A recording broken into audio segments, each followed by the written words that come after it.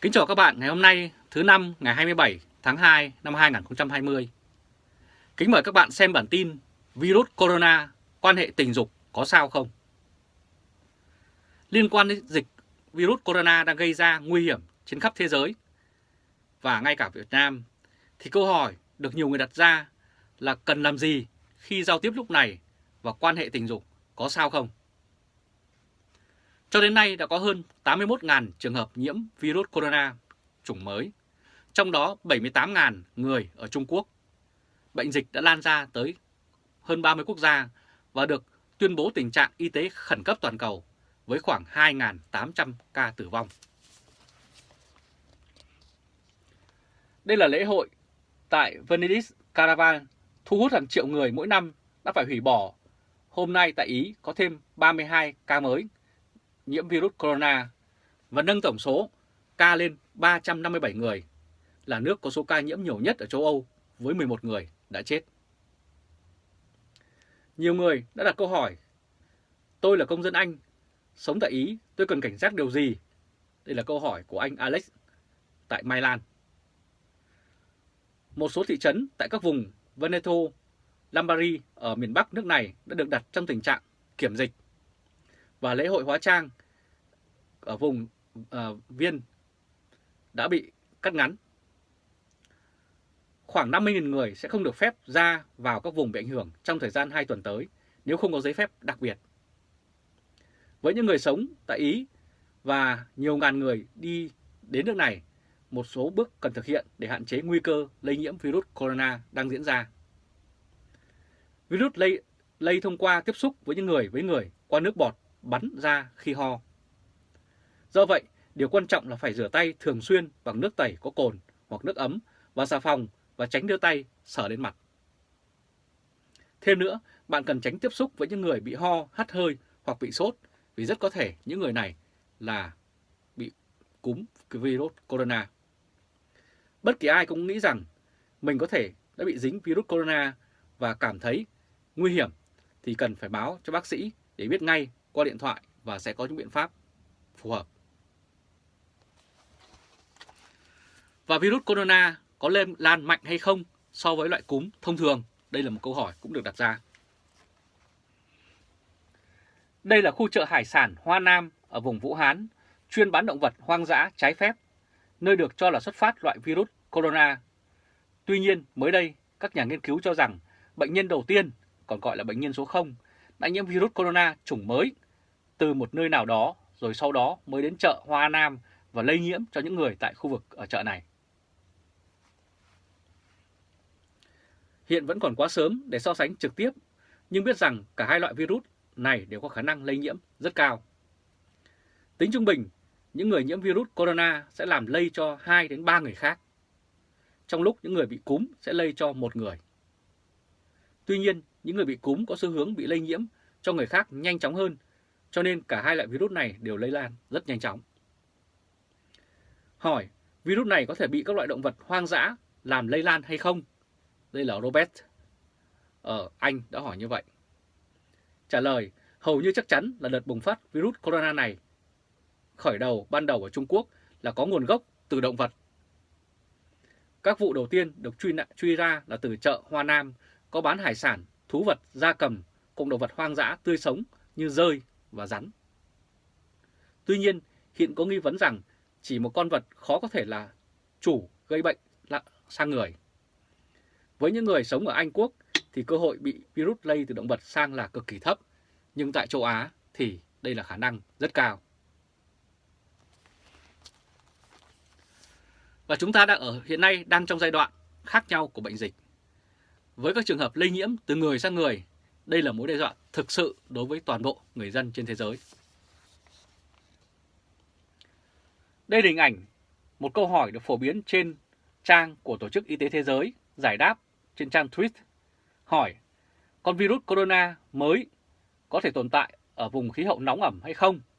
Và Tổ chức Y tế Thế giới đã trả lời: virus corona đã lan sang các quốc gia có cả khí hậu nóng và ẩm cũng như lạnh và khô. Và tiếp tục câu hỏi: virus corona có thể lây truyền qua những thứ như tay nắm cửa hay không? và nó có thể sống trên bề mặt đó được bao lâu? Đây là một người tên là James ở Panama đã hỏi.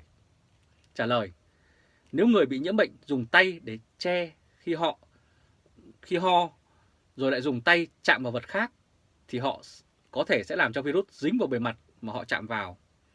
Tay nắm cửa là bề mặt lý tưởng để lây lan theo hình thức này. Hiện chưa rõ virus corona chủng mới này có thể sống được bao lâu trên các bề mặt như thế. Các chuyên gia cho rằng nó tồn tại được vài giờ chứ không phải vài ngày. Nhưng tốt nhất là hãy rửa tay thường xuyên để giúp giảm thiểu nguy cơ lây nhiễm virus từ những loại tay nắm cửa hoặc những vật dụng khác. Hỏi, khí hậu và nhiệt độ có ảnh hưởng tới việc truyền nhiễm virus corona hay không? Đây là một người tên là Arena ở Đức đã hỏi. Trả lời, chúng ta vẫn chưa hiểu rõ loại virus này. Hiện chưa rõ nhiệt độ thay đổi theo mùa có ảnh hưởng tới mức độ lây lan của nó hay không. Một số loại virus khác như cúm thì lây lan theo mùa với khả năng bị bệnh cao nhất trong các tháng lạnh. Và có một số nghiên cứu nói rằng hội chứng MERS, một loại virus khác cùng họ với virus corona, bị ảnh hưởng bởi các điều kiện khí hậu và trở nên phổ biến hơn trong các tháng nóng ấm. Đây là hình ảnh về bản tin ngày 9 tháng 2 năm 2020 vừa qua tại Hồng Kông. Đã có 9 trường hợp là thân nhân trong một gia đình cùng bị lây nhiễm virus corona sau bữa ăn lẩu và thịt nướng tại nhà hàng. Hỏi, bạn có thể dính virus không nếu ăn đồ ăn do người đã nhiễm virus này chuẩn bị? Tên người được hỏi là Sen ở Úc đã trả hỏi như vậy. Trả lời, một số người bị virus corona có khả năng sẽ làm lây sang người khác nếu thức ăn do họ chuẩn bị không được đảm bảo vệ sinh, an toàn thực phẩm. Virus corona có thể lây lan qua nước bọt bắn dính lên tay.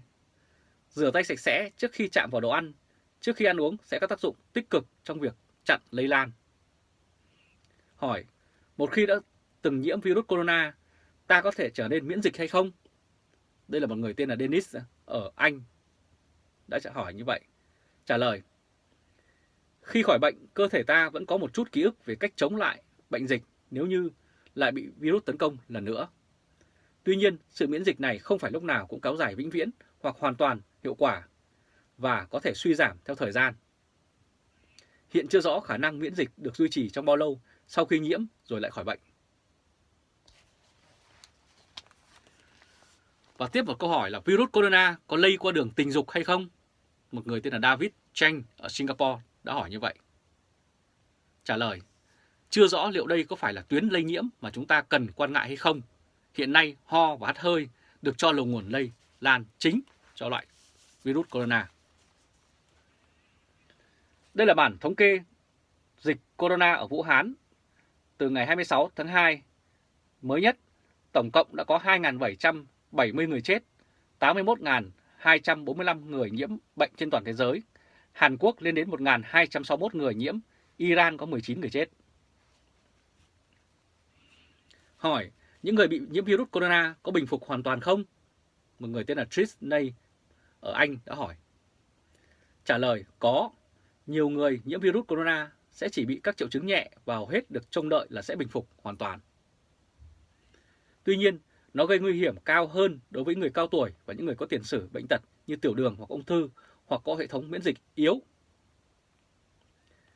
Tiếp tục hỏi, người nhiễm virus corona đã bình phục vẫn có thể lây lan virus corona hay không?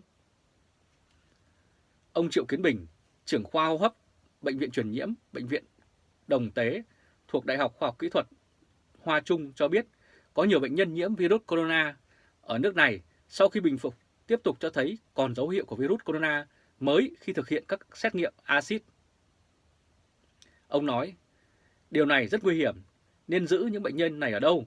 Chúng ta không thể cho họ về nhà vì có thể lây virus corona cho người khác. Cũng không thể giữ họ ở lại bệnh viện vì thiếu nguồn lực. Và 50% số ca lây nhiễm thứ cấp xảy ra trong thời kỳ ủ bệnh. Thời gian ủ bệnh của virus corona chủng mới được cho là khoảng 5 ngày.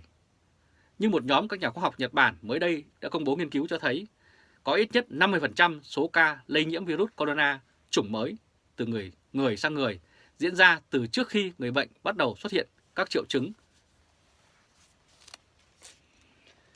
Đây là hình ảnh tại siêu thị ở Italy với quầy hàng được vét sạch vì lo sợ dịch cúm lan rộng, người dân đã đi mua đồ. Các virus corona trước đây cùng họ với virus corona chủng mới có thể tồn tại trên bề mặt các vật dụng hàng ngày với nhiệt độ trong phòng trong khoảng 9 ngày, theo các nhà nghiên cứu ở Đức đã đưa ra thông báo này. Nhiệt độ phòng là khoảng nhiệt độ của không khí mà mọi người đều thích nghi cho các cho các việc sinh hoạt trong nhà, cảm thấy thoải mái khi mặc quần áo thông thường trong nhà. Nhiệt độ phòng phổ biến thường ở mức 25 độ C.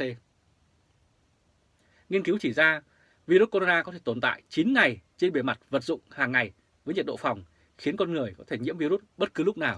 Thì như vậy là khả năng tồn tại trên những tay nắm cửa, trên những bậc thềm và rất nhiều chỗ khác tới 9 ngày. Đây là thời gian tối đa mà virus corona có thể tồn tại bên ngoài vật chủ. Thời gian trung bình là khoảng 4 đến 5 ngày. Theo nghiên cứu của các nhà khoa học Đức, thông qua việc phân tích 22 nghiên cứu các chủng virus corona như hội chứng hô hấp cấp tính nặng, viết tắt là SARS, hội chứng hô hấp Trung Đông, viết tắt là MERS, có thể tồn tại trên bề mặt các loại kim loại, kính và nhựa cũng tới 9 ngày. Dù vậy, nghiên cứu không nói rõ virus corona chủng mới loại 2019 có thể tồn tại trên các bề mặt như kim loại, kính và nhựa đến 9 ngày hay không, vì chủng loại virus này hiện còn khá mới. Rất cảm ơn các bạn vừa theo dõi chương trình truyền hình trực tiếp của Thời báo.de Trung Khoa từ Berlin, và các bạn hãy bấm theo dõi cũng như để lại những bình luận và chúng tôi sẽ tiếp tục cập nhật những bản tin mới nhất để phục vụ các bạn. Chào các bạn.